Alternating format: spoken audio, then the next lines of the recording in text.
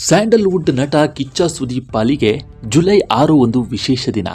ಯಾಕಂದ್ರೆ ಇದೇ ದಿನ ಬಿಡುಗಡೆಯಾದ 2 ಸಿನಿಮಾಗಳು ಅವರ ಸಿನಿ ಬದುಕಿಗೆ ಮಹತ್ವದ ತಿರುವು ನೀಡಿತು. ಒಂದು ಸಿನಿಮಾ ಅವರನ್ನ ಕನ್ನಡ ಚಿತ್ರರಂಗದ ಸ್ಟಾರ್ ಆಗಿ ರೂಪಿಸಿದ್ರೆ, ಮತ್ತೊಂದು ಸಿನಿಮಾ ಪ್ಯಾನ್ ಇಂಡಿಯಾ ಮಟ್ಟದಲ್ಲಿ ಅಪಾರ ಜನಪ್ರಿಯತೆಯನ್ನ ತಂದುಕೊಟ್ಟಿತ್ತು.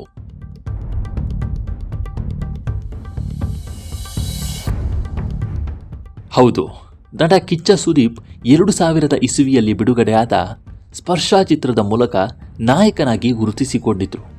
ಆದರೆ ಅವರನ್ನು ಮಾಸ್ ಹೀರೋ ಆಗಿ ಮಾಡಿದ್ದು 2001 ಜುಲೈ 6 ಬಿಡುಗಡೆಯಾದ ಹುಚ್ಚ ಸಿನಿಮಾ. ಓಂ ಪ್ರಕಾಶ್ ರಾವ್ ನಿರ್ದೇಶನದ ಈ ಚಿತ್ರ ತಮಿಳಿನ ಸೂಪರ್ ಹಿಟ್ ಸೇತು ಚಿತ್ರದ ರೀಮೇಕ್ ಆಗಿತ್ತು. ಚಿತ್ರದಲ್ಲಿ ಸುದೀಪ್ 2 ವಿಭಿನ್ನ ಮನಸ್ಥಿತಿಯ ಪಾತ್ರಗಳನ್ನು ಅದ್ಭುತವಾಗಿ ನಿರ್ವಹಿಸಿದ್ರು. ಆಂಗ್ರಿ ಆಂಗ್ಮ್ಯಾನ್ ಆಗಿ ಹಾಗೂ ಮಾನಸಿಕ ಅಸ್ವಸ್ಥನಾಗಿ ಅವರ ಅಭಿನಯ ಸಿನಿ ಪ್ರಿಯರ ಮೆಚ್ಚುಗೆಗೆ ಪಾತ್ರವಾಗಿತ್ತು.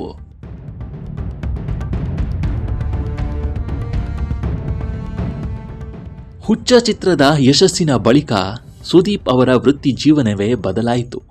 ಚಿತ್ರದಲ್ಲಿನ ಕಿಚ್ಚ ಪಾತ್ರ ಎಷ್ಟರ ಮಟ್ಟಿಗೆ ಜನಪ್ರಿಯವಾಯಿತು ಅಂದರೆ, ಅಂದಿನಿಂದ ಎಂದಿನವರೆಗೂ ಅಭಿಮಾನಿಗಳು ಅವರನ್ನು ಕಿಚ್ಚ ಸುದೀಪ್ ಎಂದೇ ಕರೆಯುತ್ತಿದ್ದಾರೆ.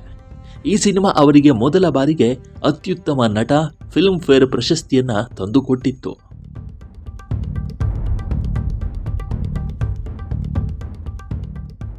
ಕನ್ನಡದಲ್ಲಿ ಸ್ಟಾರ್ ಆಗಿದ್ದ ಸುದೀಪ್ ಅವರನ್ನ ದೇಶಾದ್ಯಂತ ಪರಿಚಯಿಸಿದ ಸಿನಿಮಾ ಅಂದರೆ ಅದು ಎಸ್ ರಾಜಮೌಳಿ ನಿರ್ದೇಶನದ ಈಗ.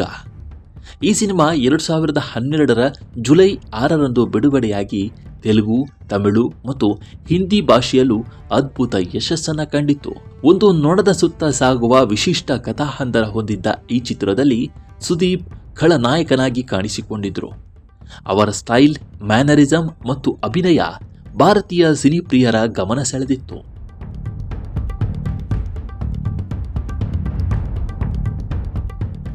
ನಾಯಕನಿಗಿಂತಲೂ ಖಳನಾಯಕನ ಪಾತ್ರಕ್ಕೆ ಹೆಚ್ಚು ಚಪ್ಪಾಳೆ ಸಿಕ್ಕ ಅಪರೂಪದ ಸಿನಿಮಾಗಳಲ್ಲಿ ಈಗ ಕೂಡ ಒಂದು. ಈಗ ಬಿಡುಗಡೆಯಾದ ಬಳಿಕ ಸುದೀಪ್ ಅವರಿಗೆ ದಕ್ಷಿಣ ಭಾರತದ ವಿವಿಧ ಭಾಷೆಗಳಿಂದ ಅವಕಾಶಗಳು ಹರಿದು ಬಂದಿತ್ತು. ವಿಶೇಷವಾಗಿ ತೆಲುಗು ಚಿತ್ರರಂಗದಲ್ಲಿ ಅವರು ಜನಪ್ರಿಯ ನಾಯಕರಾಗಿ ಗುರುತಿಸಿಕೊಂಡಿದ್ದರು.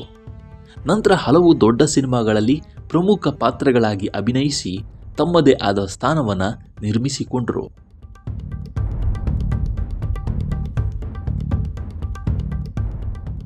2001 ಜುಲೈ 6 ಬಿಡುಗಡೆಯಾದ ಹುಚ್ಚ ಸಿನಿಮಾ ಸುದೀಪ್ ಅವರಿಗೆ ಸ್ಟಾರ್ ಪಟ್ಟ ತಂದುಕೊಟ್ಟರೆ, 2012 ಜುಲೈ 6 ಬಿಡುಗಡೆಯಾದ ಈಗ ಸಿನಿಮಾ ಅವರನ್ನು ದೇಶಾದ್ಯಂತ ಪರಿಚಯಿಸಿತ್ತು.